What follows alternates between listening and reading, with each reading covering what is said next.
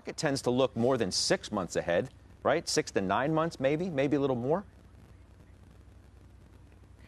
Well, but I think that would continue to point to, returning to the economy that we had previous to this, which was an economy that hadn't yet hit a cyclical inflection point from a growth perspective. The other thing to think about, Scott, is that it's not like this is our first rodeo as it relates to election years.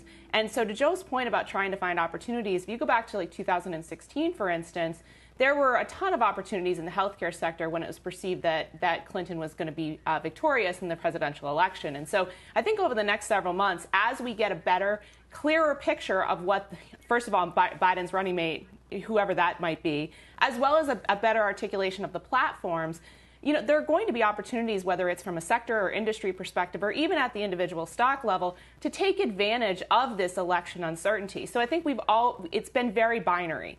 It's stay-at-home stocks versus the cyclical rebound stocks. Now we have this third dimension of the election that allows you to kind of pick up stocks that you want to hold longer term that are going to trade more in a more volatile fashion coming into the election based on what those platforms are. So there are opportunities in this period too, and I don't want to understate the importance of the election as it relates to your investment portfolio. Steve, even those who think there's going to be volatility ahead continue to raise price targets, like Tony Dwyer, for example, who does that today, admittedly saying, look, I expect an environment of more volatility. However, I'm raising my 12 to 18. I mean, he's looking that far ahead, 12 to 18 months, and he raises his target to 3,300. Now, it's not nearly as aggressive as the shorter-term target of Piper Sandler's 36, but nonetheless, here's a guy who's very pragmatic on where we are. 3,300 S&P. You're going to get more volatility ahead, but you're going to start to look forward, not back. I think he's actually kind of low for 12 to 18 months out, because what will happen by then? By then, the election will be out of the way. Right now, Biden's a front runner. People say Democrats are bad for stock markets. The two best stock markets in history were under Clinton and Obama, not because they were great for business, but because the president's like a baseball manager. Very little to do with the outcome. So it's really the Fed and interest rates that drives the outcome.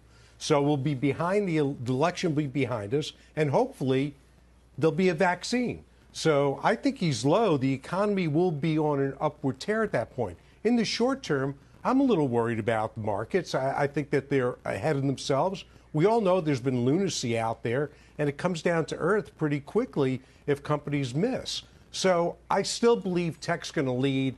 I still believe that there is room to buy some cyclicals here, and as the economy re-engages, which is many months away, that they'll do okay. But the old leadership's going to be the new leadership as we go forward, and markets go up. That's the bottom line. That's the one thing we could say. Markets always go up. So it depends on your time frame. So going out 12 to 18 months will be significantly higher. So Jim Lebenthal, are we going to stick with tech? Are we going to stick with what some say are defensive trades? Are we going to stick with the biggest part of the S&P 500? Price targets are raised again today for Amazon, seemingly been every day.